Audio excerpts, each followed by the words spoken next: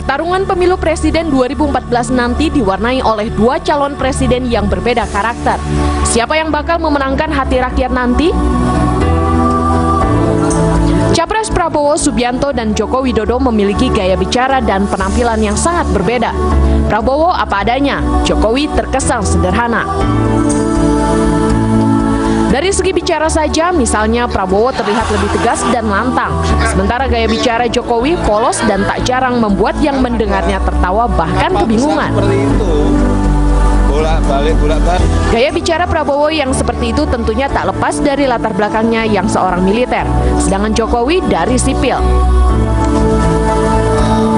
Dari segi penampilan, keduanya juga memiliki perbedaan. Jika Prabowo lebih terlihat apa adanya, sementara Jokowi dinilai terlalu sering mencari perhatian publik. Ambil saja contohnya saat kedua capres ini mendatangi Komisi Pemilihan Umum untuk mengambil nomor urut capres pada Minggu 1 Juni kemarin.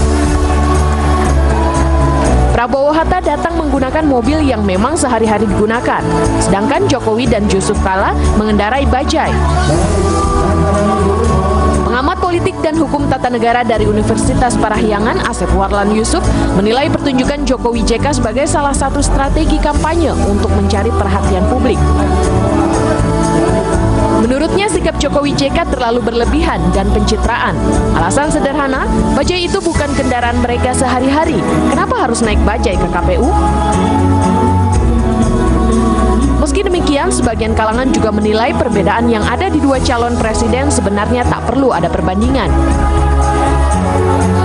Pada sisi karakter, perbedaan justru yang menjadi keunikan semua manusia, tak terkecuali Jokowi dan Prabowo. Jokowi memang dianggap polos dan sederhana karena dibesarkan sesuai budaya Jawa yang khas dengan kehangatan dan kebiasaan bergotong royong. Sementara Prabowo sempat dibesarkan di luar negeri dan lama berkarir di militer sebagai prajurit TNI. Lingkungan Prabowo itulah yang dianggapnya membentuk karakter tegas, berani, dan siap mengambil resiko. Dua karakter yang memang berbeda. Siapa di antara dua tokoh ini yang bakal memenangkan hati rakyat nantinya? Tunggu saja 9 Juli nanti.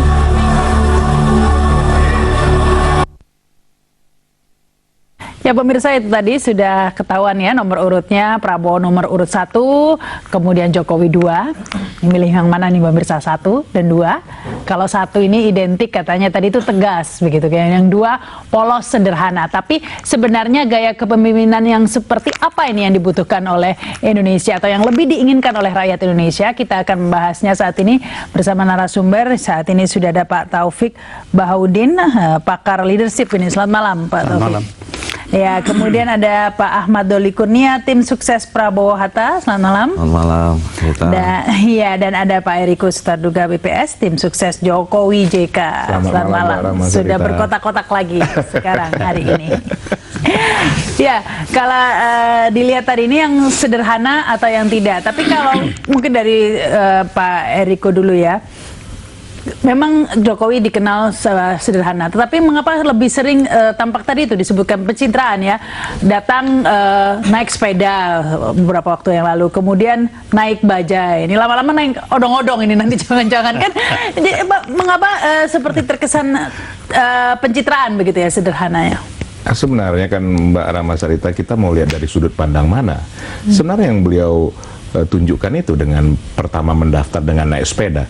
Sebenarnya ini kan mengurangi emisi juga panas, kemudian juga emisi pencemaran. Ini kan ingin memberikan contoh kepada masyarakat. Dan bukan hal baru beliau naik sepeda. Setiap hari Jumat juga berangkat ke balai kota juga dengan naik sepeda. Nah, seperti kemarin dalam pengambilan nomor, beliau memakai bajai yang berbahan bakar gas. Disinilah sangat diperlukan bahwa ada konversi ke gas untuk apa?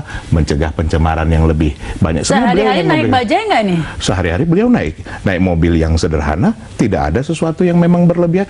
Kalau misalnya ada perubahan tadinya dari kehidupannya yang memang mewah menjadi sederhana, itu menjadi sesuatu hal yang aneh. Tapi memang beliau dari dulu juga di Solo juga memang sederhana.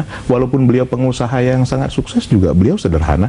Karena saya mengenal beberapa teman beliau sebagai pengusaha mebel, memang beliau sangat sederhana. Iya, ini Pak Doli memang sederhana. Kesederhanaan ini menjadi semacam trademark atau jualannya dari tim Jokowi. Sementara dari kubu Prabowo ini tampaknya jualannya adalah ketegasan Prabowo begitu ya, dengan suara lantang, naik kuda begitu kan ya. Nah, ini tapi kan apakah ketegasan ini menurut Anda juga diperlukan juga kesederhanaan sebagai pemimpin begitu? Iya, saya kira yang pertama harus dipahami bahwa tegas dan sederhana adalah salah satu bagian dari kepemimpinan yang kita butuhkan di samping dengan aspek-aspek yang lain gitu. Nah, sikap tegas yang ditunjukkan oleh Pak Prabowo itu kan memang seperti yang disampaikan tadi adalah bagian apa adanya dari beliau gitu ya. Termasuk misalnya kita menghindari pencitraan yang berlebihan lah ya. Kalau ada orang kritik misalnya datangnya beda, Pak Jokowi datang naik bajai, Pak Prabowo datang naik Lexus, ya memang apa adanya, tidak dibuat-buat, itulah dia gitu. Nah, soal ketegasan saya kira memang hari ini pemimpin yang kita butuhkan adalah pemimpin yang tegas ya, di tengah bagaimana problem bangsa kita yang sekarang ini seakan-akan direndahkan oleh bangsa lain ya, katakanlah sekarang banyak kasus dengan negara tetangga dan seterusnya gitu. Nah, jadi kita memang membutuhkan figur kepemimpinan yang bisa membawa atau mengembalikan kedaulatan bangsa kita. Baik, ya. Baik. Tapi Pak Taufik, sebenarnya kayak komunikasi yang seperti apa ini ya, yang dibutuhkan dalam leadership ini? Apakah yang tegas begitu serius seperti Prabowo, ataukah Jokowi yang sederhana tapi kadang-kadang juga melemparkan joke sehingga menimbulkan orang tertawa begitu kan? Saya ingin bicara beginilah ya. Andai kata kita bermain bola, kan yang dipakai aturan main bola kan? Siapa yang menang, siapa yang kalah, ada aturannya kan gitu. Nah, kalau bicara leadership juga sama. Jadi ukurannya leadership tuh jangan terjebak dengan gaya ini atau silakan gaya masing-masing. Ukurannya apa dong? Dengan gaya apapun, apakah hasilnya memberikan gambaran efektivitas yang terbaik? Cuman itu ukurannya. Jadi kita nggak bisa menjudge kalau gaya ini wah menggambar, itu kan apa ya, persepsi orang-orang. Tapi gaya yang disampaikan adalah pesan dari masing-masing. Tapi saya menarik yang tadi dikatakan, memang harusnya ya hari-hari dia begitulah dia. Sebab apa? Pencitraan itu kalau kosong itu nembak baliknya luar biasa. Jadi jangan pernah main-main dengan citra kalau itu isinya tidak benar. Itu aja. Bab leadership itu bukan di citra, bukan di sana kuncinya. Tapi, nah saya mengatakan selama ini kan orang berbicara, maaf aja saya meributkan sesuatu yang nggak jelas dasar pijak, dasar ukurannya. Saya mencong sedikit gitu ya. Saya dengar aja, nggak dengar langsung. Pak JK mengatakan jangan pilih pemimpin yang nggak punya istri. Kriteria apa itu gitu? Bab leadership itu ada kriterianya, mau pakai yang mana? Saya ambil kriteria dari local wisdom. Kemarin saya ngomong juga ambil dari Sultan Hasanuddin. Beliau mengatakan ada sifat-sifat, ada 10 segala macam. Nah, sifat itu diikuti. Dalam sifat itu tidak ada yang tadi tuh bilang harus tidak boleh punya istri. Yang saya sepakat dengan Pak JK, jangan pakai ukuran usia. Leadership itu bukan usia. Kalau dia main boxen, bukan tinju boxen biar keren. Nah, itu fisik. Leadership kan di sini. Nah, kemudian jangan lagi Pak Kuran, wah dia tegas kan dari tentara. Enggak harus tentara tegas. Teman-teman bilang saya juga tegas bukan tentara. Jadi jangan pakai ukuran-ukuran. Itu yang saya bilang. Ya maaf aja kalau ngomong nggak enaknya kan, kalau Anda nggak gitu ngerti, bukan bidang Anda, mendingan nanya daripada bikin statement.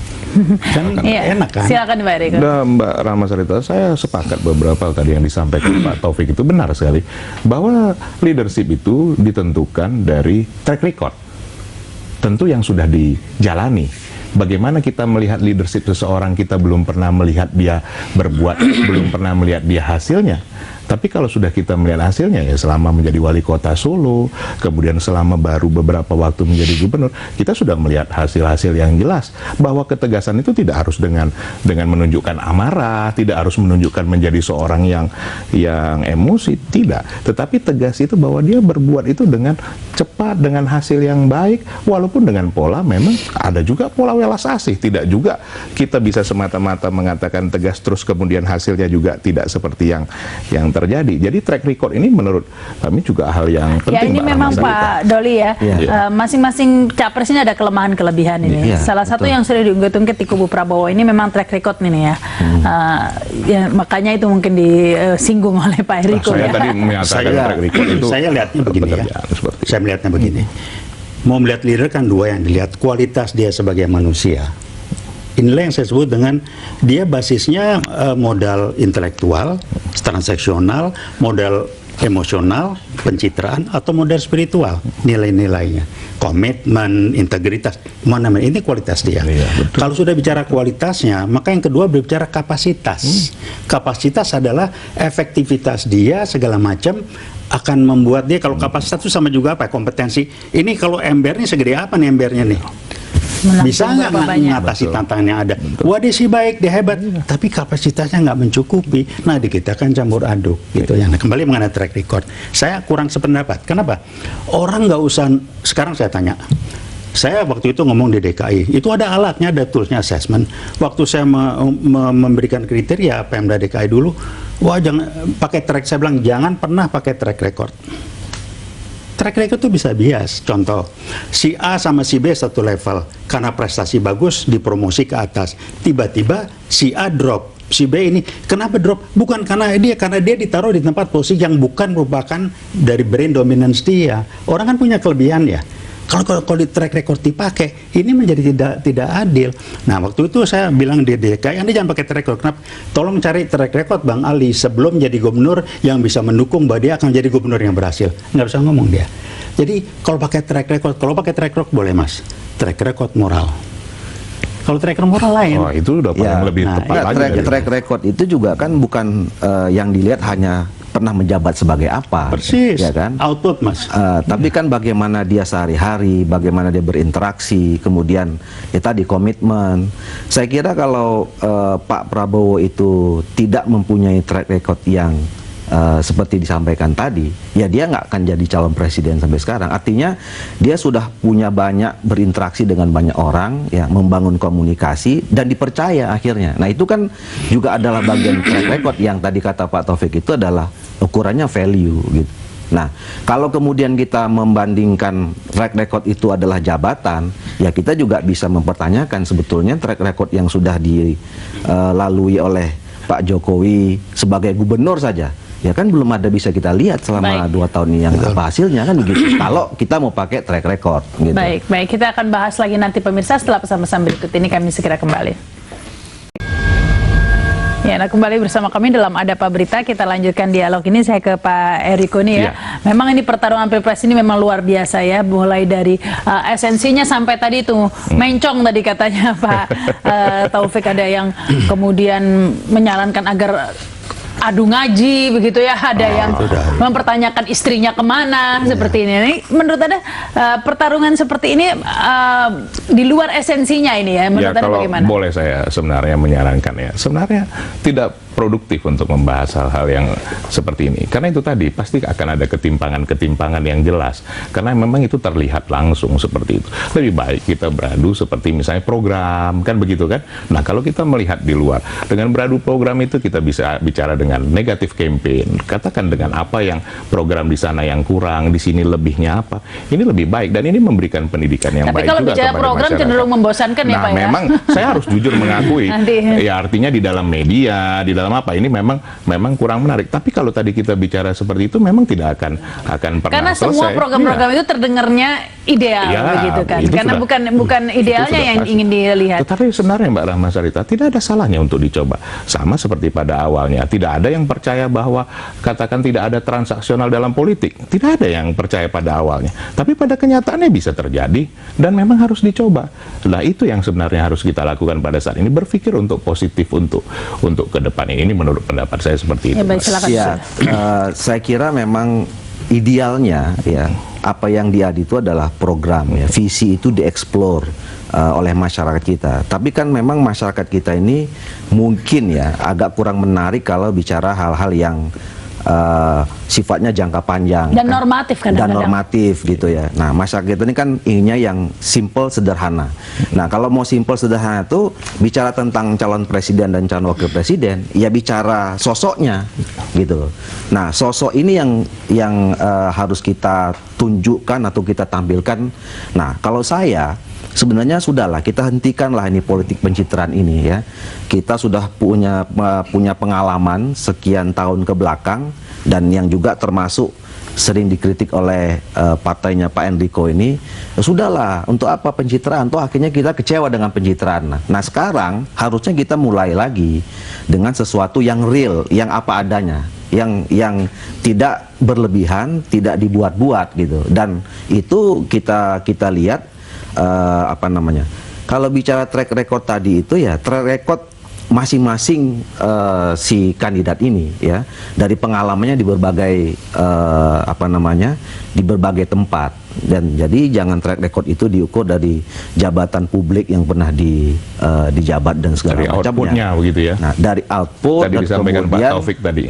Apa yang selama ini sudah ditampilkan oleh masing-masing kandidat kita ini gitu. Ya, memang rasanya tidak adil kalau hanya diukur dari jabatan publik yang pernah diraih atau yang pernah dijabat, karena tidak semua orang bisa memperoleh jabatan publik. Tapi kan bisa diukur juga nih Pak Taufik. Sangat dimanapun posisinya, tidak harus pejabat publik, tapi dimanapun posisinya itu bisa melakukan yang terbaik di bidangnya, begitu kan? Kan gini, saya ingin menawarkan berpikirnya ya.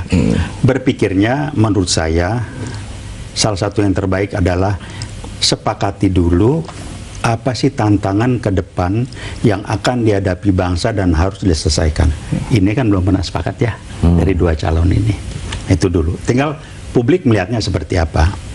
Setelah itu ada, maka kita akan melihat program, visi misi segala macam itu. Saya lebih melihat sebagai janji. Janji dari individu, janji dari si pemimpin, calon presiden pemimpin ini. Lah kalau sudah bicara janji, kan dua hal yang kita lihat. Ini orang janjinya bisa dipegang nggak? Untuk bisa dipegang kan ada dua ukurannya. Satu, kualitas dia sebagai manusia. Selama ini suka bohong nggak? Suka melanggar janji nggak? Nah itu diukur. Kedua, dia sih benar punya kapasitas nggak? Nah ini kan mengukurnya gampang. Kapasitas bagaimana mengukurnya, Misal Pak? kapasitas, misal. Wah ini ngadepin ini harus seorang yang bahasanya mesti canggih. Nah, terpenuhi nggak misalkan? Atau yang begini yang harus orangnya tadi dikatakan situasi ke depan menuntut ketegasan segala macam. Kenapa? Sebab Ali Sadikin dulu bangun Jakarta dengan kepemimpinan. Contoh. Apakah kita melihat itu? Singapura, Lee Kuan Yew, tegas gini, Malaysia. Tapi kan ketegasan itu tidak hanya diukur dari penampilan luar ya. Orang mungkin ngomongnya bisa lemah lembut, tapi bukan berarti tidak tegas, begitu kan? Ketegasan adalah dari kualitas keputusan yang diambil dalam situasi kritis. Kalau situasi normal-normal sih, maaf aja, nenek-nenek juga bisa ngambil tuh kan. Tapi situasi kritis, dia berani nggak? Contoh, Pak Harto memutuskan untuk dia kemana itu nggak pakai rompi ya. Itu tegas, memutuskan tidak kita berhenti dengan IGGI, itu beda loh. Itu kualitas leadership menurut saya. Nah, dengan tantangan dari bangsa ke depan, nah kita harus melihat mana yang paling cocok. Pak Harto kalau dilihat dari leadership mempunyai ya jelas dia leader. Lepas kita suka. Tapi kan leader. Publik ini kadang-kadang leadership saja tidak cukup. Ini kejujuran yang buat apa punya leadership tapi korup. Dia kan dua ya, leadershipnya sama kualitas orangnya. Yang nggak jujur tuh kualitas orangnya, bukan leadershipnya. Nah, baik, silakan Pak Edi. Ya, saya sepakat tadi dengan Pak Taufik tadi, output. Bagaimana menilai output? Tentunya dari hasil kinerjanya kan. Finalnya seperti apa yang dilakukan. Tentunya kan seperti itu. Kembali lagi, tidak bisa orang dikatakan punya kapabilitas kalau dia tidak punya sejarah dalam menciptakan bahwa dia memang dikatakan punya kapabilitas, punya track record, punya tadi katakan moral yang baik. Tadi sudah disampaikan sama Pak Taufik. Nah, ini kita melihatlah, kita perbandingkanlah. Kalau tadi kita mau masuk, sebenarnya saya tidak ingin masuk tadi ke hal-hal seperti ini, tapi karena diminta, ya monggo, coba dilihat, diperbandingkan seperti apa outputnya tadi yang disampaikan oleh Pak Taufik. Silakan, kan begitu. Baik, kita harus break lagi nih. Kita akan lanjutkan lagi pemirsa setelah pesan-pesan berikut ini. Alhamdulillah sampai hari ini berjalan dengan baik, dengan tertib, dan insya Allah kami akan sekeras mungkin agar proses demokrasi yang kita kembangkan ini akan berjalan dengan sebaik-baiknya. Saya dan Pak Presiden dan seluruh mitra Koalisi Merah Putih akan bekerja keras, kampanye keras, turun ke rakyat, tapi pada ujungnya kami akan hormati keputusan rakyat Indonesia. Saya kira demikian yang ingin saya sampaikan, dan sekali lagi terima kasih kami sebesar-besarnya kepada Komisi Pemilihan Umum, kepada pemerintah Republik Indonesia, kepada TNI dan Polri yang telah bekerja keras mengamankan kami, dan juga kawan-kawan dari media yang rajinnya bersama ini. Terima kasih. Wassalamualaikum warahmatullahi wabarakatuh. Nomor 2 atau 2 adalah simbol keseimbangan. Simbol keseimbangan. Ada capres, ada cawapres. Ada mata kanan, ada mata kiri. Ada telinga kanan, ada telinga kiri. Ada tangan kanan, juga ada tangan kiri. Semuanya harmoni dalam sebuah keseimbangan. Dan untuk menuju kepada Indonesia yang harmoni, yang penuh keseimbangan, pilihlah nomor 2.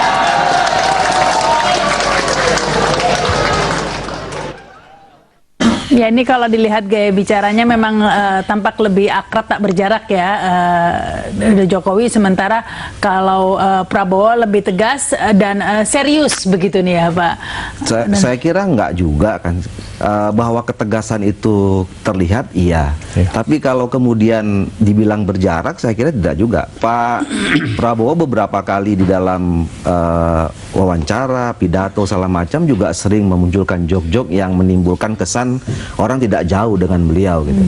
Nah, tapi yang paling penting itu kan kita bisa melihat dua-duanya itu menampilkan sosok apa adanya, itu yang paling penting, tidak dibuat-buat, tidak berlebihan dan seterusnya gitu.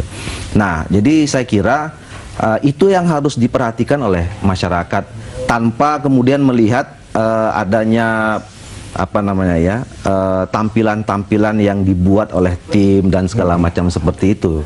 Jadi saya kira rakyat Indonesia sekarang harus sudah mulai cerdas dalam memilih yang real, bukan ya, yang ini tampaknya memang perlu diperhatikan juga Pak Eriko, karena ini kita sudah semacam antitesa dari pemerintahan yang sekarang yang penuh dengan pencitraan dan lain-lain. Jadi pencitraan ini benar-benar sepertinya tidak diinginkan lagi begitu ya Pak Eriko. Nah, itu kan bergantung dari sudut pandangnya masing-masing, karena memang kalau yang dikatakan pencitraan itu bukan dirinya, sesuatu yang memang dibuat-buat. Tapi kalau memang itu yang ada di dalam dirinya, memang dari awal beliau memang sederhana, tidak berjarak dengan masyarakat, berempati dengan masyarakat, apakah itu tidak boleh? Apakah tidak boleh bersentuhan langsung dengan masyarakat untuk mengetahui sejauh apa yang dialami oleh masyarakat? Banyak hal pemimpin yang juga memang tegas, yang sebelum ini pun dikatakan tegas, bahkan cerdas, pintar, tapi kan kita lihat hasilnya tidak selesai-selesai masalahnya. Beberapa waktu ada beberapa masalah sudah bisa langsung diselesaikan. Jadi hal ini juga tidak menjamin.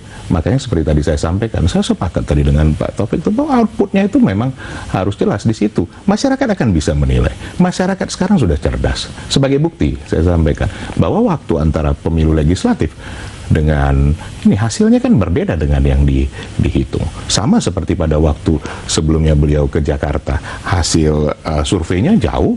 Baik. Nah, ternyata tidak seperti itu. Jadi yang boleh saya sampaikan di sini bahwa masyarakat sudah bisa menilai mana yang memang lain, dan memang itu yang kita. Tapi kita memang ini juga menjadi sorotan juga ya Pak Taufik ya, lebih cenderung dengan memberikan kemewahannya begitu ya dengan dalam event-eventnya, sementara dari kubu Jokowi identik dengan kesederhanaan begitu. Enggak, saya kurang sependapat satu hal ya, bahwa rakyat kita sudah cerdas. Saya bilang belum. Sebagian kecil cerdas, sebagian besar belum. Kalau dia cerdas, orang nggak perlu pakai pencitraan lagi. Kalau dia cerdas, dia bisa membaca si ini arahnya kemana, mampu nggak, itu mudah. Ini belum cerdas kok. dimainkan media dengan ini dan itu gambaran tidak cerdas. Jadi saya berkali bilang janganlah mengklaim masyarakat sudah cerdas. Enggak, belum cerdas. Apalagi cerdas secara spiritual, intelektual aja enggak kok. Ya. Jadi masih jauh. Nah, ini yang dimanfaatkan dengan ya gaya begini, gaya begitu segala macam sehingga gampang dibelok-belokkan. Jadi kalau misalkan, maaf aja tadi saya mengatakan ya, Pak Jokowi biar dia naik helikopter pun orang akan melihat ya itulah Jokowi gitu. Tapi buat apa harus pakai bajai? Buat apa? Ini koreksi saya ya. Saya bukan menyalahkan. Buat apa sih begitu gitu? Kayaknya dia nggak yakin bahwa dia tampil kemanapun Jokowi nggak akan berubah. Itulah dia gitu. Meskipun pakai bajai juga nggak ada salahnya nggak juga ada salahnya, kan, Pak tapi Taufik? untuk apa? Berlebihan. Menurut saya sih berlebihan gitu ya. Dia pakai helikopter pun orang nggak akan bilang wah Jokowi enggak. Itulah sosok Jokowi gitu. Saya rasa wajar. Tampilannya kayak begitu. Ya yang itulah beliau dia sampaikan. genuinnya begitu gitu. Ya. Baik. Saya rasa wajar yang beliau sampaikan. Inilah persepsi elit, berbeda dengan persepsi publik, dengan persepsi masyarakat. Nanti boleh ditanyakan langsung dengan masyarakat. Kan boleh disurvei. Apa pendapat masyarakat? Apakah tadi yang seperti dikatakan oleh Pak Taufik? Pak Taufik sebagai seorang yang memang bisa menilai dari segi ilmu pengetahuan bahwa masyarakat tadi dikatakan tidak cerdas, tidak benar, nanti boleh diuji di publik. Nah itulah perbedaan dan kalau antara sudah persepsi cerdas, elit dan persepsi dia tidak publik. akan terkecoh dengan gituan. Iya, Nggak akan terkecoh. dan kemudian juga kita berharap juga kemudian selalu diefek komplikan ya. Tadi ada kesan bahwa kalau Prabowo itu kesannya mewah, Pak Jokowi itu sederhana. Saya ingin tegaskan bahwa selama ini tampilan yang kita berikan kepada masyarakat dari Pak Prabowo itu adalah tampilan apa adanya dia, gitu ya. Ya, bahwa dia kemudian sekarang menjadi salah seorang yang berhasil dari segi bisnis dan seterusnya, ya itu dia, gitu. Ya. Nah, kita nggak mau kemudian melebihi dari itu. Ya Tapi kan? apa adanya di tengah kemiskinan, di tengah ini mungkin agak Ya, menyakiti sekarang perasaan ini, orang. itu kan dieksplorasi ya kan, dan dia kan nggak menunjukkan apa, ini kan juga sorry saja kan teman-teman media juga kan yang sering menampilkan bahwa dia naik ini naik itu dan segala macam gitu. Nah dan itu kan nggak bisa ditutup-tutupi juga, malah Baik. kita menjadi sesuatu yang menjadi orang yang akan membohongi masyarakat kalau kita menutup-nutupi itu. Baik, Gitu baik kan? munafik juga begitu ya. Ya. Baik, kita harus break lagi nih pemirsa, kami segera kembali. Ya, kembali bersama kami dalam Ada Apa Berita. Kita sudah di segmen terakhir ini, mungkin langsung closing statement ini Pak Taufik. Ya, saya barangkali ngomongnya beginilah. Seringkali fora atau kesempatan seperti ini ya, kita tuh bicaranya enggak jelas pakai ukuran apa. Jadi misalkan malam ini kalau bicara leadership ya ukurannya ini gitu. Kalau bicara politik ya jangan pakai ukuran leadership, nggak akan ketemu gitu ya. Maksudnya leadership yang diinginkan masyarakat Indonesia ini seperti ini ukurannya apa? nih, ada bahasanya sendiri segala macam. Itu yang saya bilang, kalau main bola ya pakai ukuran bola, main basket ukuran basket. Di kita kan nggak, ini digunakan untuk contoh misalkan, itu yang saya kritisi lah, statementnya Pak JK, itu kan bukan ukuran leadership. Tapi moral termasuk leadership tidak Pak? Kualitas manusia. Iya. Tapi jangan pakai ukuran politik. Ya. Jangan pakai ukuran, itu ada ukurannya, nilai-nilai individunya. Misalnya tidak korup, itu kan yang itu lebih ya, itu jujur. kejujuran, nilainya kejujuran kan, kejujuran, amanah, itu nilai yang diukur. Itu leadership ukuran, itu kualitas orangnya.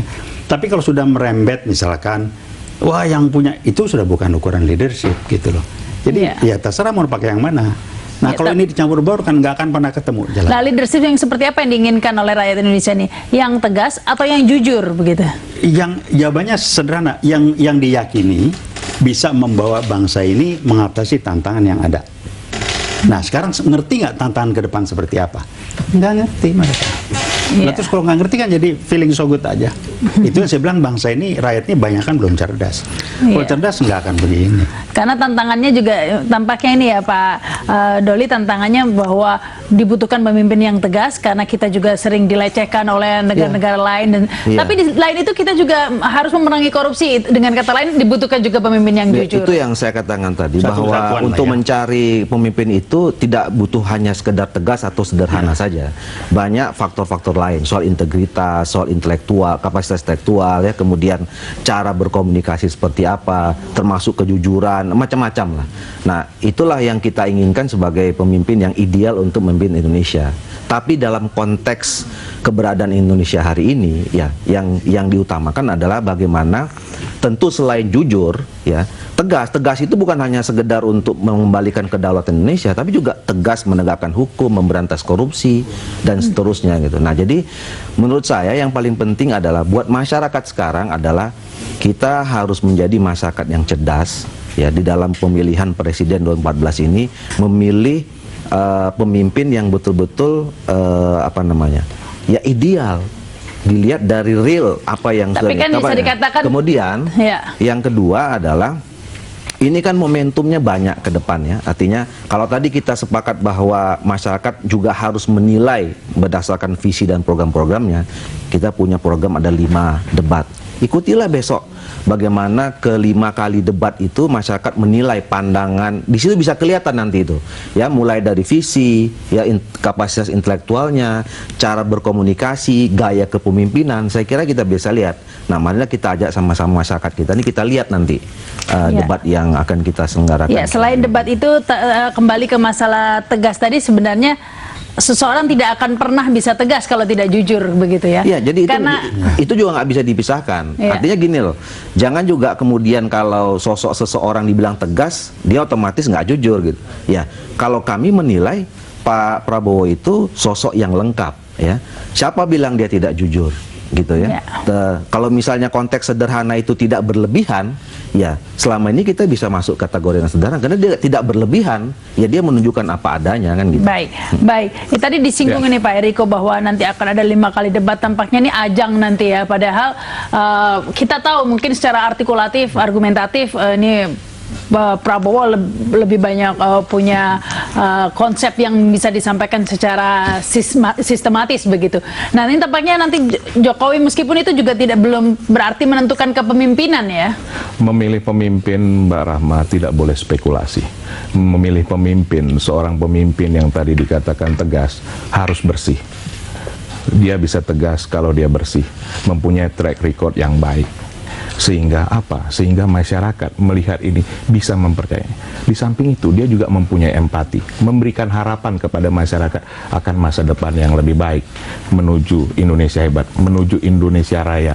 Bangunlah jiwanya, bangunlah badannya, bukan hanya membangun fisiknya semata, tapi juga dia tegas, dia memperhatikan juga kultur setempat. Dia juga bisa melihat sejauh apa masyarakat yang ada yang akan dipimpinnya. Dia dekat dengan masyarakat, bersama-sama dengan masyarakat. Nanti tentu akan masyarakat. Saya tidak sepakat. Saya sepakat bahwa masyarakat kita sudah cerdas.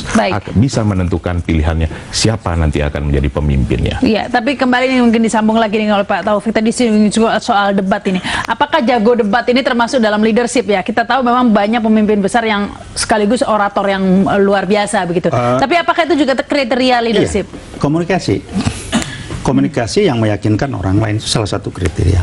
Meyakinkan orang lain atau mengena di hati orang lain itu juga. Orang tidak akan yakin kalau nggak kena di hatinya kan. Sebab yakin rasional itu nggak cukup. Yakin rasional dan diterima oleh rasa dia. Nah itu dua-dua itu bagian dari, kalau leadership kan salah satunya komunikasi, juga decision makingnya tegas. Nah termasuk tadi kualitas orangnya jujur enggak. Meskipun kadang jago debat belum tentu pemimpin yang baik juga kan. Oh iya, itu kan cuma salah satu. Tapi kalau dia tidak, komunikasinya lemah, efektivitas dia juga ya kalau dikasih nilai itu kan berkurang nilainya ya. Tapi iya, yang paling bagus kan dilengkapi semuanya itu. Iya, tapi tetap saja nih rakyat yang memilih nanti ya. Terima kasih nih Pak Taufik, Pak Doli. Satu kata dan perbuatan itu sebenarnya penutupnya Mbak Rahma. Itu kunci itu. Satu kata itu integritas. Apa yang pernah diucapkan itu yang harus dilakukan. Ini panjang lagi nih, bukan terakhir, bukan closing saya menegaskan statement aja. Perbuatan kan begitu kan? Ya kan?